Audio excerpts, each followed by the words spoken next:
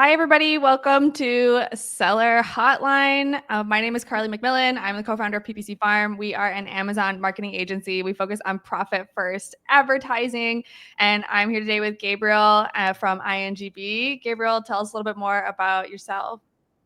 Hello, everyone. Super excited to be here. Like Carly said, I'm Gabriel, also known as G for some former colleagues. And we are in the world of creative plus advertising and try to see the combined power of those. And I'm super excited to be here and ask and go ahead and discuss what we like the most in this world, which is Amazon advertising. Awesome. Very cool. Well, we are still waiting, it looks like, for some folks to join. And so while we're waiting, just a little bit of background on the format of this. It's just a Q&A or an AMA. You can ask us anything about Amazon ads, about anything from inventory to creative, listing optimization, all of that. We're here to answer all of your burning questions. So let's see if we've got any questions coming through yet. I don't see any just yet, so we'll wait a little bit for folks to start posting questions. I'm checking on the comments on LinkedIn too. Let's see. Yeah, still waiting for folks to join, it looks like. So we'll give it a minute. Let's do it. Yeah. Or we could just go ahead and talk about our struggles on the PPC world. Yeah. Well, I guess while we're waiting, any thoughts or takes on Prime Days? Oh yeah, I got some thoughts on it. So for us, I think fatigue increased as far as like being able to, stay sharp throughout the event because it got extended another 48 hours. And the softness we experienced throughout late Wednesday, early Thursday, and then early Friday again, it was really soft, and we had to prepare for a very strong close. Amazon just extended our working hours to Saturday too, because we had to prepare those pullbacks Friday night pretty much. But overall, it was a good chance for brands which have been running flat for the past 2-3 years to actually see growth for Prime Day again. So that was something that at the very end, looking into retrospective of things, was ended up being a good thing because the call to actions were there to reinforce sales velocity. What's your take on it? Yeah, 100%. I saw something similar. We were working on doing like a deeper analysis of all the data for all clients. But mostly we saw like a peak on days 1 and 4. So like the first day and the last day, and kind of in between it was a little bit slow, but we have been seeing a better uptick of like kind of riding the wave after Prime Day. And so I'm curious to see how that's going to play out, because I think that we almost think about Prime Day as like setting the stage for Q4. And so I'm excited to kind of continue just basically using that rank and velocity to keep clients moving forward. Yeah. Okay, cool. So we've got some questions coming through now. So here's the first one from Mohammed. Auto versus category campaigns. Any thoughts? Auto versus category campaigns. I guess this person is referring to category targeting on their sponsored products rather than keyword targeting, potentially, probably, right? I think so. I mean, I'm probably a better advocate of auto over category targeting. I don't really rely on category targeting as much, but I like to play auto a lot. So, as of Amazon's wording or way of expressing how each one of the Amazon auto targeting group works, we got loose match and close match pretty much collecting keyword data, and then the substitutes and complements collecting product data, or pretty much product data, ASIN data. We usually split our auto campaigns by targeting group, meaning we turn or toggle off all of the other auto targeting groups and then leave only on the one we want to collect data upon, or usually we split them by keyword source or product targeting source. And then we just make sure it doesn't go like 20-30% of our total spend allocation. And category, I don't know. It's kind of, I don't know if it's a sleeping giant. I've seen posts all over the place on how category targeting based on pricing or based on ratings can potentially make an impact. It just hasn't been my style. You probably, Carly, have a different idea on it, but that's just been me for the past probably 2 to 3 years on auto campaigns.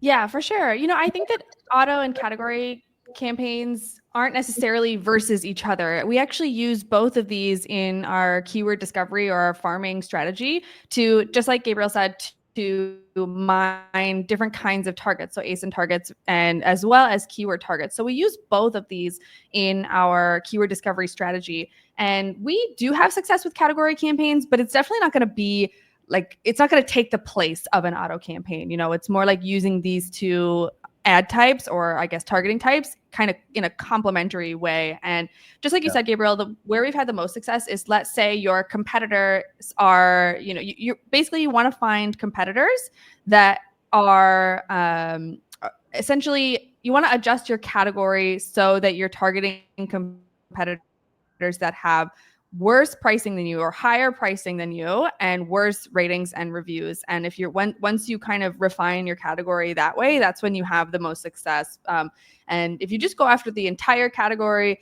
you can have lower returns, basically. So that's kind of how I would think about these two targeting types. Yeah. Good question. Yeah, good question. Okay, so next from Brittany, how do you balance automation versus manual control of your PPC?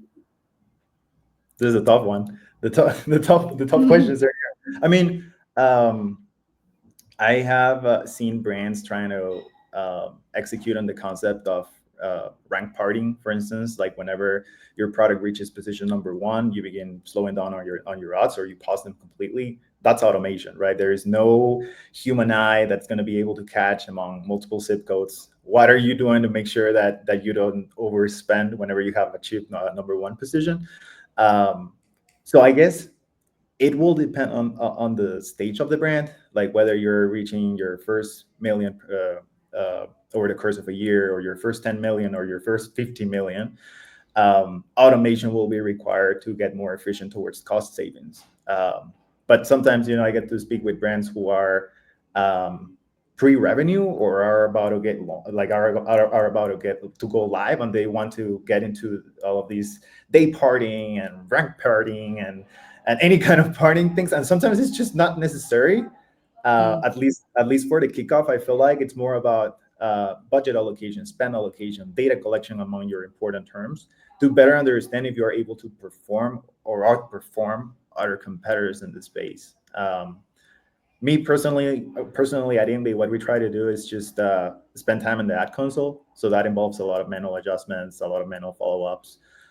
There are procedures and systems in place, but that's different from automation, because systems and procedures, whenever if it's 4 p.m., which is let's say the time we always run beta adjustments through bulk files, something like that.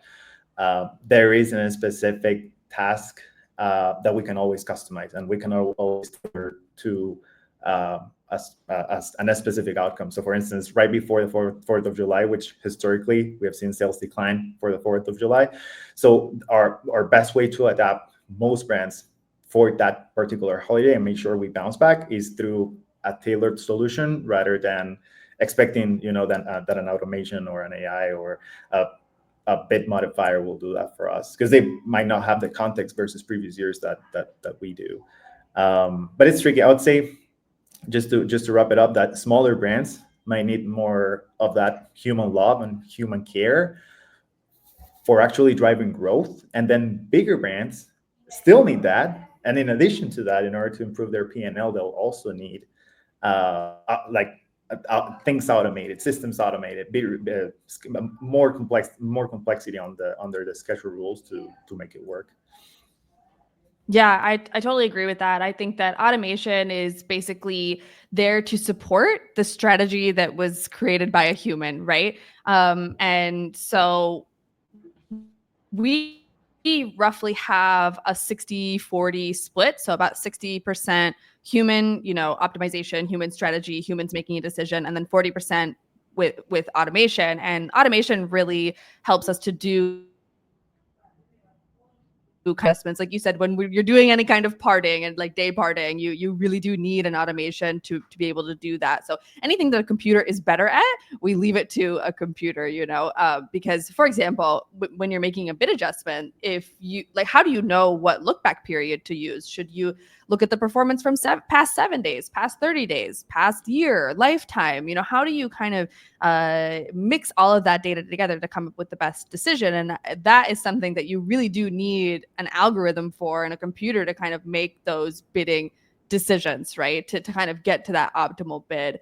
And so that's where the automation can really come in and shine. But like you said, for those kind of anomalies or situations that only a human can really be identifying, you need that human touch. And I think that's always going to be important. You need the pilot, right? You need someone to fly the plane, and automation could just be there to support.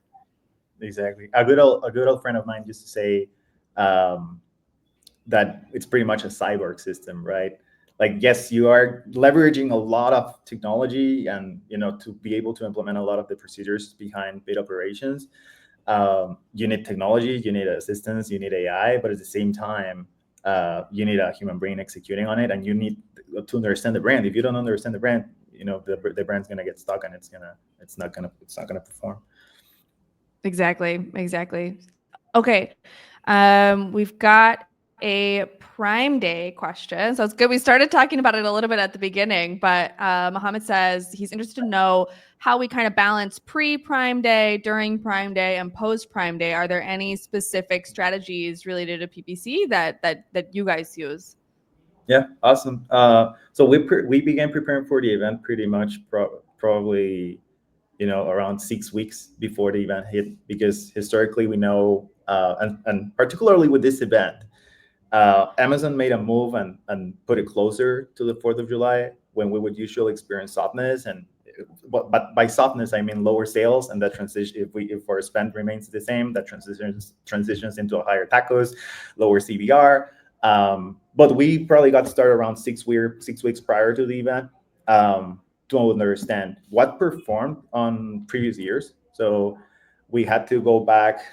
If we had our search term files, we go ahead and revisit our search terms file for last year. If we didn't have the client for the same period last year, we went ahead and checked on search query performance data, so that we were able to see whether or not the products had performed and on what kind of keywords they perform. And if they didn't perform, at the very end, what we're doing is we're digging into the amount of clicks, or what kind of clicks they drove for the keywords with the highest search query volume, so that we can begin identifying certain winners and see how they're performing right before the event. And we do that 6 weeks in advance, because as we get closer to the event, there's going to be a lot of volatility around CBR, around ACOS. Like, you feel insecure about whether or not you're going to double down on Prime Day for that keyword, because it felt like it doesn't feel as good as it was a couple of weeks back.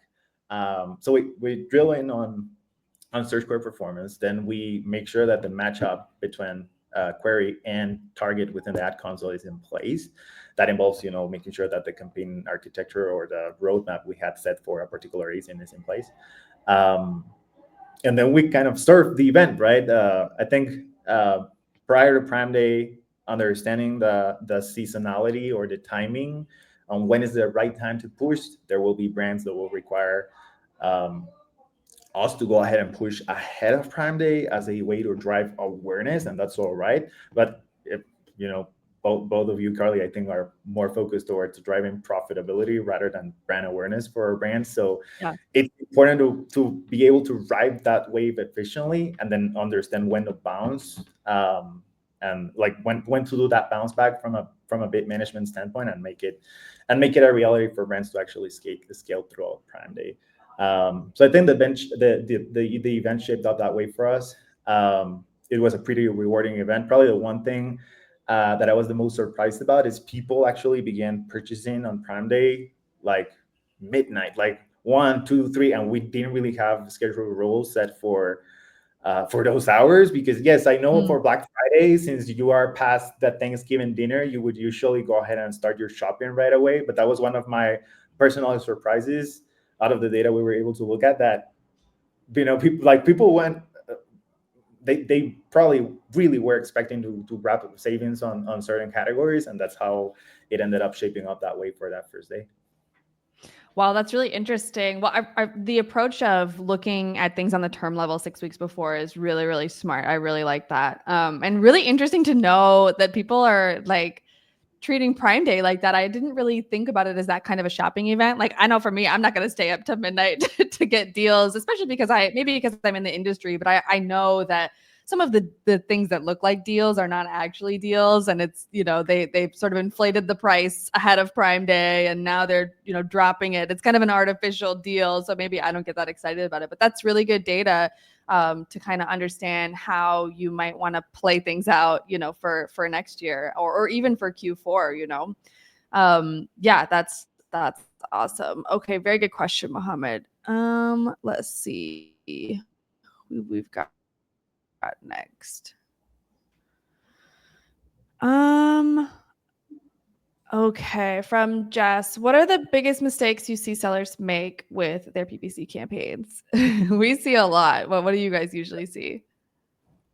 What do we usually see? So probably back to that auto versus category question. I think you nailed it, saying that they don't compete against each other, but sometimes when we go ahead and download the match type data, auto campaign, like one of the auto targeting groups or one of the category groups is the match type where they're getting the highest CVR, like the highest conversion rate. And it's not necessarily a mistake, but out of either ignorance or lack of attention, like you are putting all of your eggs into match type that's not sustainable for the long term. Because you're not trying, like you have no idea what kind of rank juice you're getting. You have no idea, what kind of momentum you're building or what kind of brand share you're being able to work towards when you're converting really well among these match type, or even if you're converting against a brand search term, right? So sometimes people come to us in the sense of, hey, this is performing great.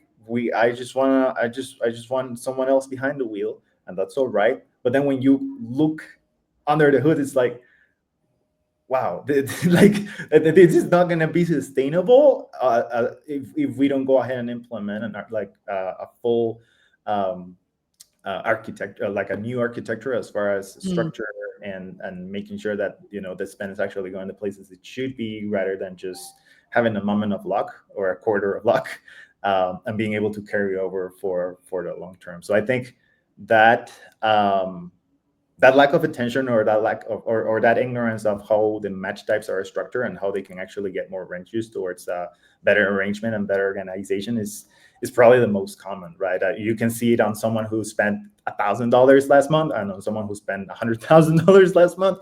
We can find the same kind of mistakes, really. Yeah, it's the same for us. Structure is the biggest thing. And not only is that bad for basically it's bad for everything. If your foundational structure isn't solid, I mean, you have no idea what is happening in the data and you can't make good decisions, right? So it might be working, you might be getting sales and you're making money and that's all good, but you don't know why and you don't know where you're actually able to, double down on what's going really well or stop wasted spend and that kind of thing. So structure is absolutely the biggest thing that we find. And I know this is kind of controversial, but we will actually create new campaigns for folks a lot of the time. We just kind of have to not completely start fresh. I mean, we'll harvest whatever was working out of their old campaigns, but we need to set up new campaigns. And I know that there's we should probably run an experiment on this internally and just see if it's really true. But there does seem to be a lot of talk about like, don't do that. If it's working, leave it alone. Like legacy campaigns always perform better, right? Like, because the argument is that Amazon has access to the data. And so you're able, like, I don't know, they somehow favor those old campaigns that have been set up for a long time. But we will go in and set up new campaigns in order to get the architecture. We can stay there for a minute because we kind of do the same, like sometimes if the existing structure is horribly bad, and I'm with you that Amazon carries over a campaign quality score or a campaign score. That's what they used to call it back in the day, that if you have had a campaign running for a while, Amazon gives it a score, and then whatever target you have towards that campaign is likely to but it's just a theory, right? It's not really set in stone. because whenever we're working on onboarding, similar to you, we're ramping up new campaigns. Like if we got 3 match types under one ad group, and then there are other 5 ad groups within that campaign, I know you're thinking, oh my God, that's horrible already. Yeah. Like we're going to go ahead and hurts. Yeah. we're going to go ahead and split that, right? There's no chance we can scale that. And in our experience, we have seen campaigns take at least 2-3 weeks before they begin to pick up to a pace that not necessarily outpaces the other campaigns, but in a way like establishes a new foundation. And that swap, Yeah. doesn't happen overnight, but it's needed, right? It's something that you will need in order to scale further. And then it turns out well once you have taken the account for a couple months. Yeah, exactly. Yeah, that's going on my list of an experiment that we should run to see, is it really true, that legacy campaigns perform better? Is there such thing as a campaign quality score? That'd be super interesting. But yeah, it's just about managing that transition period between kind of like shutting off old campaigns and starting new campaigns. But I know that's controversial. So It can be for sure. All right. So we have a question from Ivan. How do you use the new audiences for bid adjustments on search terms and sponsored products? So I think that Ivan, he's referring to like the new settings that we have available for audience targeting within. Actually, I've mostly seen it within sponsored brands, not so much in sponsored products. But I don't know, Gabriel, maybe you've seen something different. Yeah, sure. So they are available both under sponsored products and sponsored brands. It's just for me, whenever you go over the ad types, they kind of look like different audiences. So under sponsored products, we got click added product to cart or brand purchase products, and also high likely to purchase. Those are the 3 audiences we got available under sponsored products. And we have had so what we have done is, since we are able to attack the same keyword but through different audiences, what we have done is we had to triple the amount of single keyword campaigns, let's say, for every performing keyword, so that we can attack every individual audience separately, right? So what we did is we took our legacy campaigns and we executed a modifier on high likely to purchase, just because that's like the higher funnel audience available under sponsored products, and we are letting it run along with the modifiers or bid structure we have for that single keyword campaign. And then our new campaigns, like we got new campaigns born into the additional 2 audiences, right? So we generated a new campaign for clicked or added product cart, and another one for brand purchase products. Because for brand purchase products audience, it's kind of defense campaigns under a category term. Like if you're coming after I don't know, office chair, and people are searching for office chair, but you're running a modifier under brand purchase products, like you're kind of trying to retarget that customer over somebody who's searching or is in the market for an office chair again. It's super interesting to be able to experiment with that rollout. Again, we had to triple our amount of single keyword campaigns, but it's been paying off, especially through Prime Day. That audience that's right in the middle, clicked or added product to cart. Like if we put it from a ROAS perspective, if we would normally get a 3 ROAS under the single keyword campaign, that came in at probably 5.5 to 6 ROAS. Wow. Yeah, but of course the audience is a lot smaller, right, and spend as well, because it's super refined to people who have visited your product. But it's a good option for it's retargeting in a way, but through a more purchase intent based funneling, which is through the keyword you're picking for that term. So super interesting. And then there is like this option is also available under sponsored brands. It's just the funnel is a bit bigger, I feel like, because you can go after likelihood to purchase or purchase products from other similar competitors. It does something a little bit more, just like sponsored brands has always been, right, for going a little bit higher up the funnel. Yeah, for sure. That's super cool. It's something we are still kind of experimenting with. I don't know if I have any major conclusions yet, but it's really exciting to be able to get access to this. And I would really like information, I think, on the sizes of these audiences. Cause like you said, it feels like it's bigger in sponsored brands, but like, what is the actual size of these different audiences, and I would assume that Amazon has that data. So maybe we'll get it in the near future, I hope. Yeah, and this rollout was partially made by mid-May, and then it got rolled out again for a few other of our accounts. So I'm hoping that by probably end of August we have it rolled out for all accounts, and we can begin to dip our toes before the next Prime Days here. For sure. Okay, next question comes from Rutanch.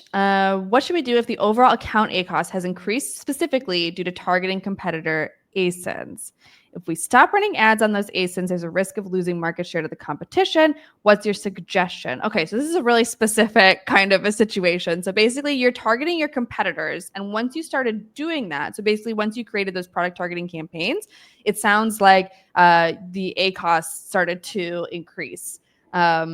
So I have an idea of maybe what's happening here. And I understand there's a risk of losing market share to the competition. But yeah, I have a thought here. But Gabriel, do you have any thoughts on this particular situation? The only thing that came to mind was Amazon recently kind of unlocked the black box on their product targeting, where they finally they are now finally providing the search term data under the product targeting campaigns. If you have been in the space like over the past 3-6 months, that wasn't the thing. Amazon would just keep in a black box whatever search terms you were showing under your product targeting campaigns. So there might be a lot of data to harvest from there, but that's the first thing that came to mind when I first read the question. I guess for me, I'm thinking that if you noticed that your ACOS is increasing after targeting specific competitors, there might be like a listing issue or a pricing issue, because there's a reason that your customers are choosing your competitors over your product, right? So maybe making sure that who you're targeting is that your product is better than theirs, because then you're going to continue to have poor conversion rate. For example, like if your product is showing up on like people also purchased or similar products kind of a thing, and they're choosing someone else's product over yours, it could be that your product just isn't as good as theirs, basically based on price, ratings, reviews, images, right? So I would look to your conversion factors. I would look to your listing and see if there's an issue there. And when it comes to this decision, as far as a risk of losing market share, that only matters if you're making money, right? It might be okay for you to have a smaller slice of the pie if that means you're going to be more profitable, right? So I think that some people can kind of get hung up on, I'm losing market share, my competitors are making more than me and whatever. I mean, there's always going to be someone making more than you and someone making less. You need to focus on where you can make the most profit and where you can make the most money. That's how I would think about this situation. I love it. Oh. Okay.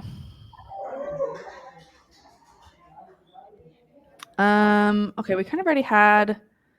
Okay, so quite a few folks, I think, are following up on your take on the new audience targeting. So here we have one from Anonymous. What are your thoughts on audience targeting on bid adjustments? Shall I run new campaigns with audience targeting?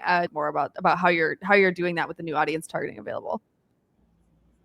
Awesome. Yeah, pretty much what we're doing is we're following a structure where we kind of recycle our existing single keyword campaigns for the high likely to purchase audience.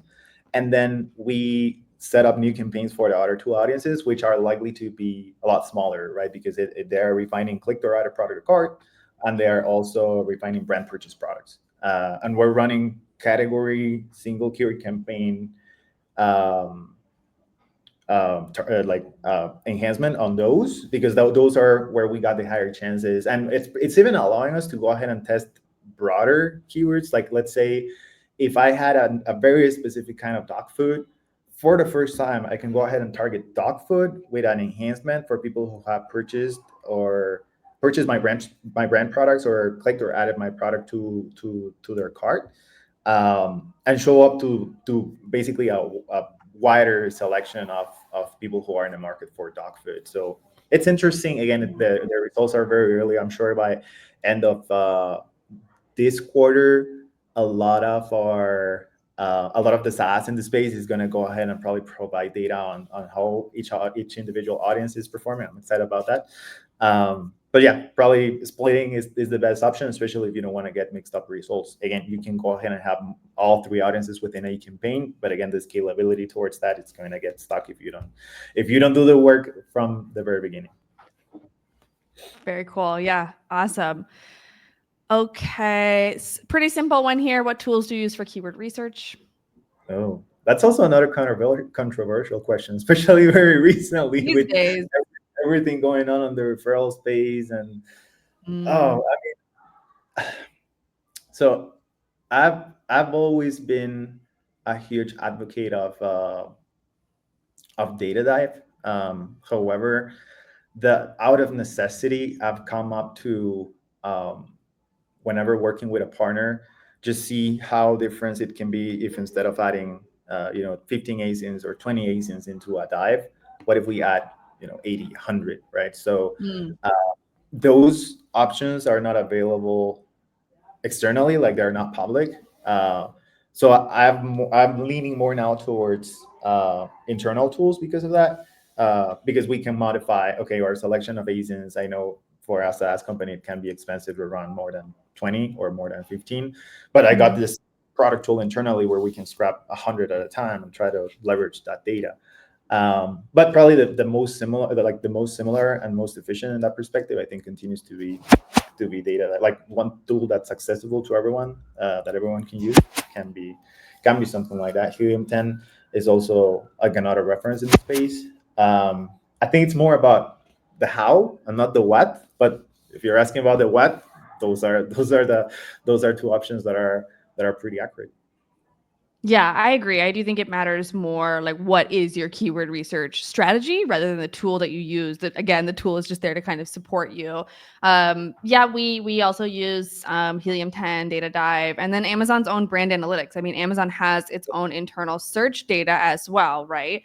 And we like brand analytics a lot, especially because like the idea is it's straight from the horse's mouth. Like this should be, the real data, because there is some issues sometimes, right? With is how accurate is the search volume on those different third-party tools and that kind of thing, right? That's something that is a big problem with those tools. But yeah, I agree. It is more about the how are you doing your keyword research than which tools. And we do also leverage just AI tools, ChatGPT, Claude, right, for just kind of general brainstorming on when doing keyword research and kind of trying to figure out what are all the different crazy ways that someone might be searching for a specific product. So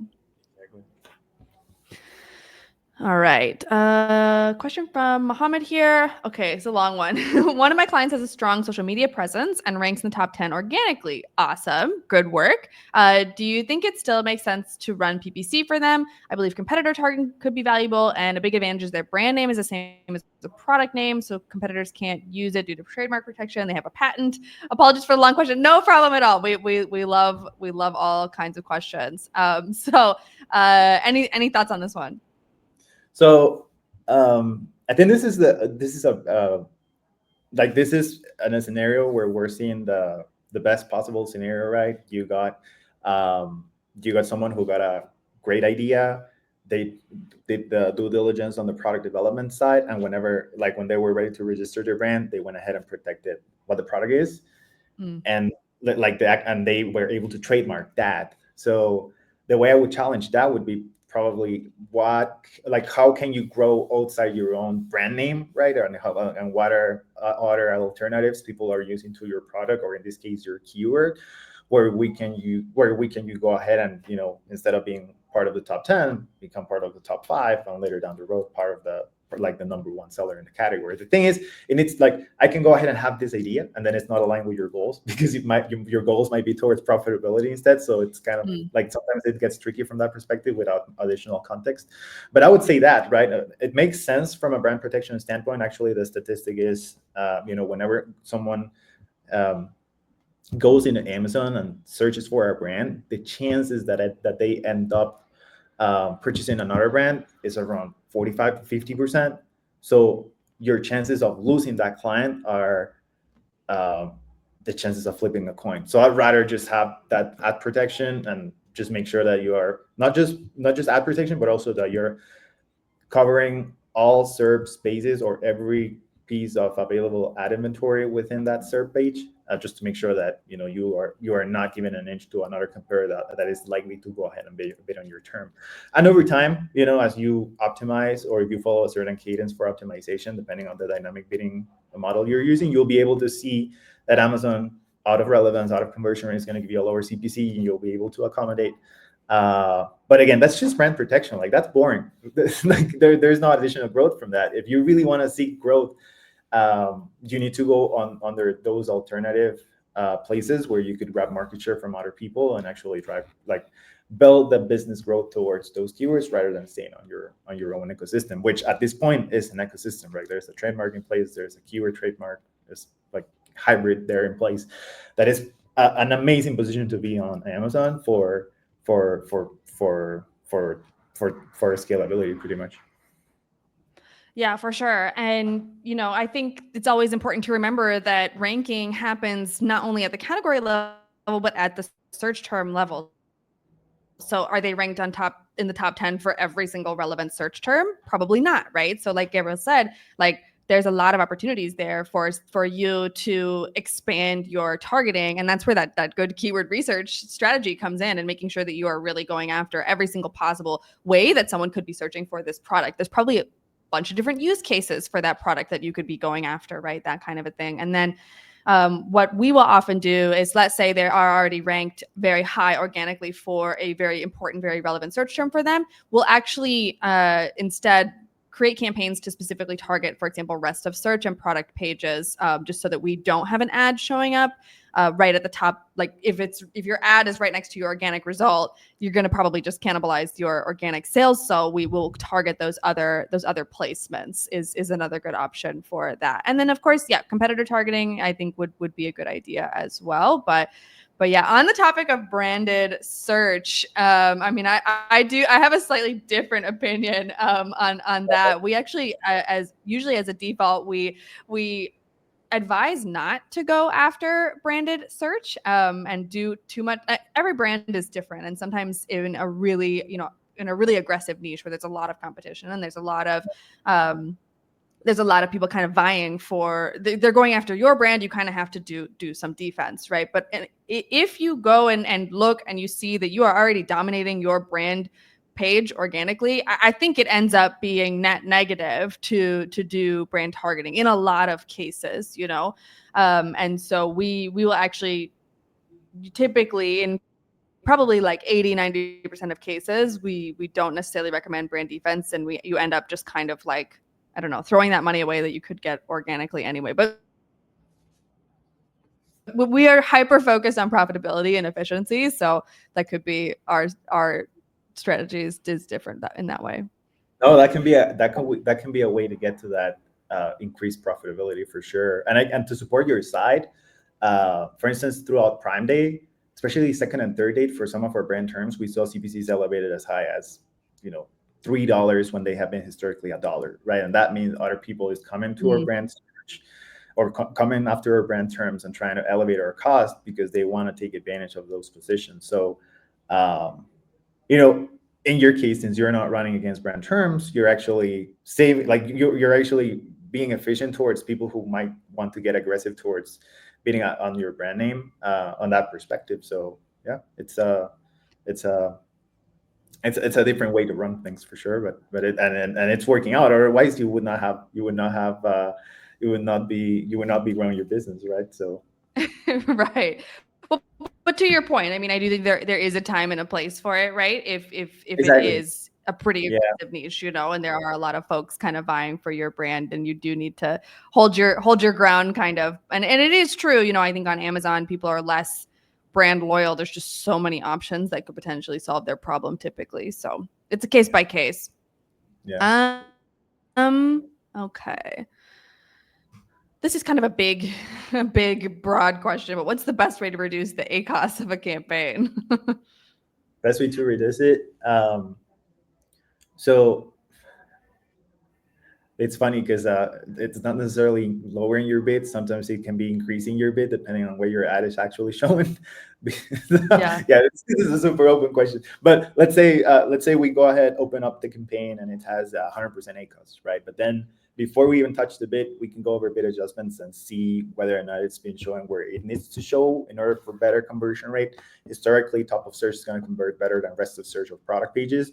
Um, and just to frame that in a different way, the idea whenever we're running a keyword, I'm assuming this is a keyword targeting campaign, is we either show up both top of search or rest of search, because that's where we're historically, again, I'm just benchmarking against the metrics I've seen, we can see higher conversion rate than other places meaning product pages, right? So if the budget is flowing towards both top of search and rest of search, then we have a bid problem, right? And we should go ahead and probably adjust our bid. But if our product pages, all of our spending is going towards product pages instead, I would rather go ahead and probably increase my bid a little more before just giving up on the idea that the keyword's not going to work. It's just the keyword's not necessarily showing where it should be. I would not get into a bid adjustments just yet, like placement modifiers just yet, because usually, at least internally, we don't enable those until we have carried some campaign quality score.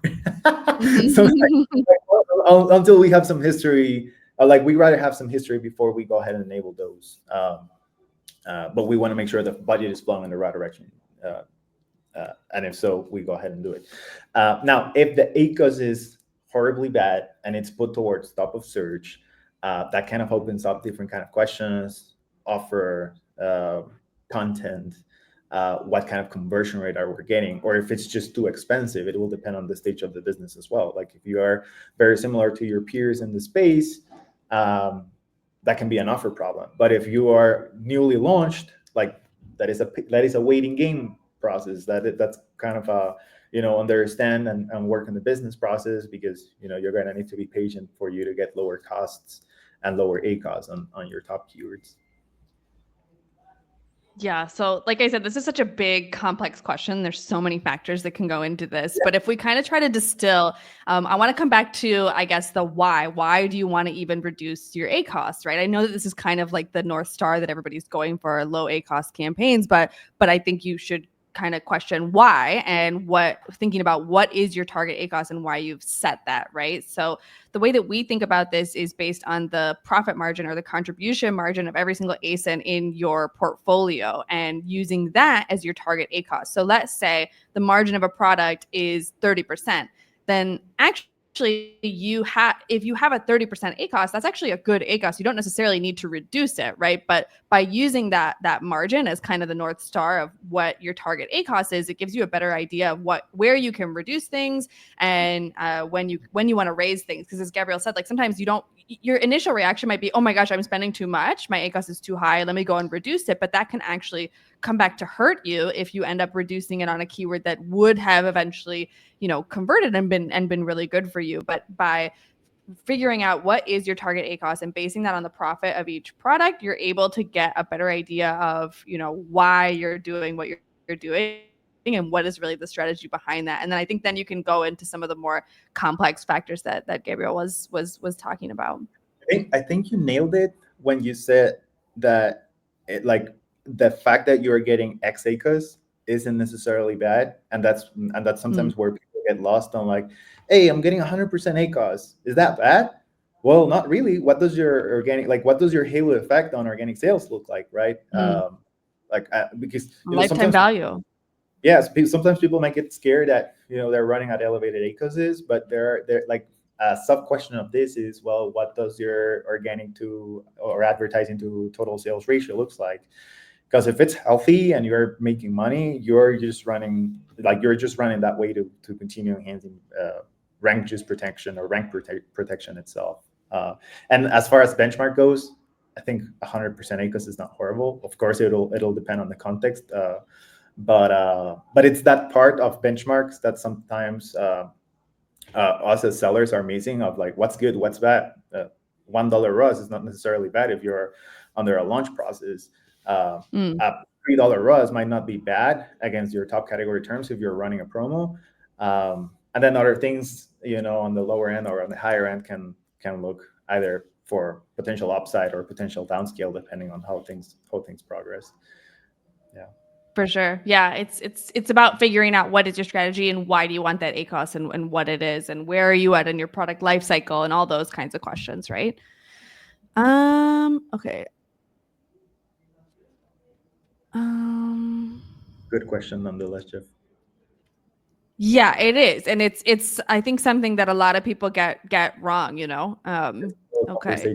We could just talk a whole hour around this question and not be done before. Pretty much. Yes. Okay. Another anonymous question here. What's your take on Amazon Attribution's new update? Which channel is going to work the best in terms of conversion rate? Oh, this is kind of tricky. I have some experience with Amazon Attribution, but yeah, what are your thoughts? Yeah, I think I'm probably just at the same stage everyone else is with Amazon Attribution, and what that means is we can go ahead and set up our links, and we can have the expectation that people are going to use those links by clicking on our products. Probably the easiest way to follow along this strategy is Meta. But I have to say TikTok is the winner of any kind of traffic driven to Amazon right now. So, and that doesn't necessarily strictly correlates to Amazon Attribution. So I rather frame this question as what should I be using to drive traffic to Amazon, and then try to measure whether or not it's making an impact on my brand. And I would say TikTok, and then Meta. You'll go ahead and use Meta and try to use your Amazon Attribution links for it, but that doesn't guarantee that people are going to get to your product by clicking on those Amazon Attribution links. So it's kind of a two-way game. The one thing that it's important to measure is whenever you kick off Meta advertising or TikTok or your TikTok shop, you have to measure what is your brand share for your important keywords, and how does that progress on a week-on-week basis to see whether or not there was an impact. Because sometimes if people are not seeing their return on Meta, they'll come back to us and ask, hey, do you think I should continue running ads on Meta? And I'm like, well, it depends. Let's look at your data. Oh, actually, when was the day you first started? Oh, it was second week of April. Oh, actually, there was a big jump, or nothing happened ever since the first week of April. It was actually last week when we got our lightning deal that we drove, that we doubled our sales. I don't know. So yeah, this is a good one. But I think I'm a huge advocate of TikTok Shop right now. We don't do any of TikTok work right now. We do have a few partners that do, but yeah, I'm still more on the following the attribution through that inflow of traffic through either keyword or at the keyword or at the sessions level for every product group or product ASIN. Yeah, we haven't really had great results with Amazon Attribution. I think it's quite imperfect, right? If you're trying to really figure out what's working and what's not, I feel like what you're describing, where you're really just looking at almost like a look back period and a date timeline to figure out where lifts are coming from, has actually been more reliable than looking at Amazon Attribution data. So I'm hoping with the new update that they've improved some of that tracking, but it's been pretty imperfect, at least in my experience. Because like you said, it's not only is it might not be Amazon's fault. It could just be that people, they see your ad on Meta and then they Google you and then they go to your Amazon listing page from there, right? And that is not being tracked by those. All you're doing is sharing a link, and if they don't click that link, then how do you know where that traffic really came from, right? So definitely imperfect.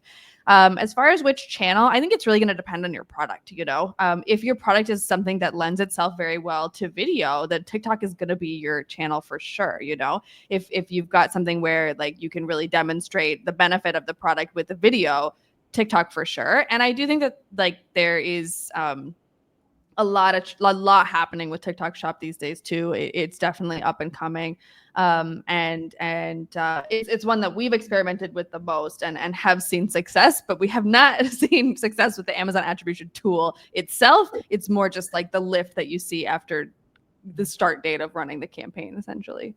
One of the issues with TikTok, especially at the beginning of the year, was we didn't know whether it was a long-term play or not. Like with this thing that it was going to get acquired, and it was going to get closed, and then it was going to get acquired again, and then nothing happened, because nothing has happened ever since. But it made a lot of people hesitant on, should I not, like, if this is going to be on only for another 12 months, I'd rather just stay out of it. But we need to try to ride the wave and do it on time. I had one case where a seller wanted to sell soap gallons, so liquid soap bought on gallons, wanted to go live on TikTok Shop, and what you just said just resonated so much with me on, that might just not be the right channel to try to sell liquid soap, right?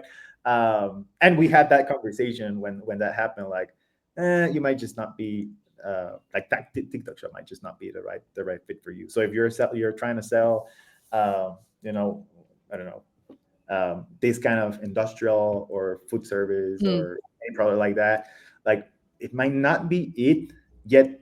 It might be worthwhile, like, running a test or better understand whether there is a fit for it, because like I've got pleasantly surprised on what kind of niches are under TikTok sometimes that I've been like, okay, it worked. It wasn't I'm just not the target audience, but there is a market for it for sure. Yeah, I think with something like a gallon of liquid soap, that you would need to get pretty creative in how you set up, like, the video that you run. If you just have a video showing the soap, like, that might be pretty boring, but you could get creative and, like, maybe I don't know, showing, like, why they need that soap, something funny, I don't know, dumping the whole gallon on somebody's head, like, that would do well on TikTok, something like that. But yeah, you really need to think about your fit, your channel fit, I think. Okay, we have kind of a follow-up question to that, which is, to what extent can to what extent, wait, is it going to show? There we go. Improve product ranking on Amazon, and under what conditions does this strategy work best? So for me, it's all about following the signals, right? Because the audience is not going to tell you, hey, I'm going to go ahead and look up your brand under this keyword.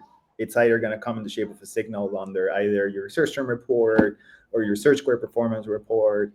And that's where, having the right architecture in place comes into play. Because if you don't, and then it's a lot harder for you to harvest that data, because there is no system for it, or you don't know how to navigate search query performance and aggregate the data on a week-on-week basis, it's going to be a lot harder to understand those signals and understand even small things like how to better accommodate your copy under Amazon in order for you to see growth within the platform rather than just outside the platform. For me, it's those kind of things. And then I think there are additional solutions as far as either buy with Prime under Shopify or buy with Prime under TikTok Shop that can also help adjust and optimize for convenience, which is another super important thing. Like, I'm surprised not a lot of people are matching up the fact that you need, and I can't stress enough that you really need enough inventory at Amazon warehouses in order for you to have success from a CVR and a PPC standpoint, because we are under a convenience game lately where, if we can deliver faster, we have higher chances to convert, and that translates into a better flywheel overall. So I would say it's more about following the signals than anything else.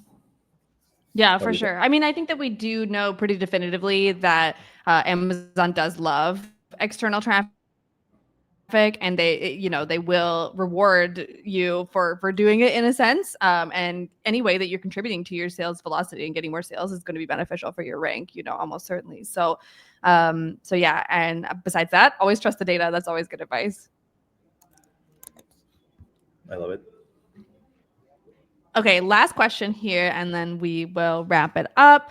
So Mohammed is following up on part 2 of his question earlier, which is just as a refresher, that was the client who was already ranking top 10 organically. And he was wondering about, what ads should he be running on Amazon? So he's mentioning that they are ranking on all relevant keywords from Data Dive. That's awesome. It's a pet product. They've secured a lot of those top positions, stepping outside the usual keyword strategy, exploring category targeting. Right. Yeah. And I think Gabrielle kind of already mentioned this, like making sure you're going after all possible ad inventory for them. If, as long as they have the budget and they're willing to try that, then that seems like a good angle for sure. But yeah, any other thoughts on this particular situation? So if the goal would be to accelerate a flywheel, and really you are number 5, number 3, and you're like probably the next steps, try to seek the bestseller badge. And the way we have tried that in the past is if we're already in the green from an organic rank perspective, and we have a very similar approach on their sponsored products, just making sure that their ranks are showing up for first or second place under the same keywords. Probably the third step to that, or the added step to that, is just making sure that from a creative standpoint, meaning sponsored brands video and sponsored brands headline ad, were covered from both fronts. And if you really want to get granular, we have ended up in cases where we're doing custom copy at the keyword level, just so that it resonates so much with the customer that they actually are getting served an ad that they can it becomes quite the experience, although they are still on the platform, to try to speak to them in a way that they understand that they have found exactly what they're looking for. So custom copy, custom creative is something that, again, we haven't rolled out this massively across all brands, because it's like if you got 100 different top keywords and you want to develop a custom copy by keyword, sometimes the keywords are grouped by either benefit or problem solving or call to action, et cetera, et cetera. But that's kind of where you come full circle on the ad side. And once that's in place, and you begin to make sure that you are getting the same impression share you're getting on their sponsored products, on sponsored brands or sponsored brands video for the same keyword, that means you're completely dominating the ecosystem of that keyword. So my take would be, let's probably go ahead and try a lightning deal and try to really dominate the SERP page during that lightning deal, because that's going to, one, increase your chances to convert. Second, don't be afraid of running this strategy, because people are not going to click on 3 ads at a time whenever they search for a keyword. They'll probably still only click on one thing. And if it's your product, they might click on other competitors, but it's not like they're going to click on 3 of your products at the same time, unless they're different. So probably want to be careful with that. And yeah, let it run to see that those massive games come in. But that's kind of my take, especially at the stage where you are not stuck, but at a position where you don't know what to do next in order to drive growth of the brand. Yeah, custom copy for individual keywords would be a whole thing, but that's a really cool idea. I love that. And then, Mohammed, it sounds like if you're not doing category targeting, competitor targeting, product targeting, or utilizing sponsored brands or sponsored display, definitely go for those. I mean, that's some low-hanging fruit that you can do right away, and then kind of go from there. But very cool that you're having so much success with them. Good luck. Okay, awesome. Well, I think we're gonna wrap it up there for today. This has been super fun. Thank you so much, Gabriel, for joining me, and for everybody for asking so many great questions. We'll do this again in a couple of weeks. But yeah, Gabriel, where can everybody find you if they want to connect with you or with the agency? Amazing. Well, thank you so much for having me, Carly. I had an amazing time. It's always good to dig into this kind of questions, because we just know so much. Like, I think we got a PhD on everything already. So I'm on LinkedIn as Gabriel Caseros, and you can also, guys, visit our website. It's right under my LinkedIn page. So we're here to help and share knowledge and education in this space. Awesome. Well, thank you so much, and thanks everybody, and have a good day. Thank you. Bye, guys. All right.